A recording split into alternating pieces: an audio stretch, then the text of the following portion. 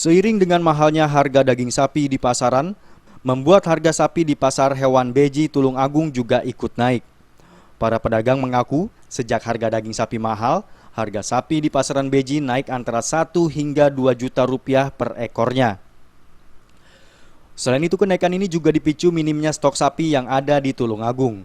Pedagang yang biasanya rata-rata membawa 15 ekor sapi, kini paling banyak hanya membawa antara 7 hingga 8 ekor sapi. Naiknya harga sapi ini diperkirakan pedagang akan terus terjadi hingga Hari Raya Idul Adha mendatang.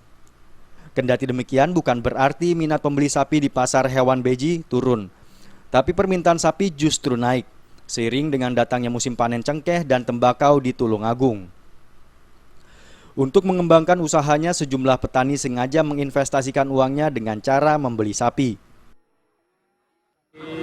Peternak di Tulungagung gimana, Mas? Ya menguntungkan kenaikan. Kenaikan berapa? 1 juta. 1 juta per ekor. Biasanya berapa, Mas? Apa, Mas? Biasanya berapa? Timbangan dulu 41, sekarang 45. Berapa itu? Timbangan per kilonya, timbangan hidup. Menanggapi mahalnya harga daging sapi ini, pemerintah Jokowi berjanji akan mendatangkan sapi impor dengan kuota yang sudah ditentukan.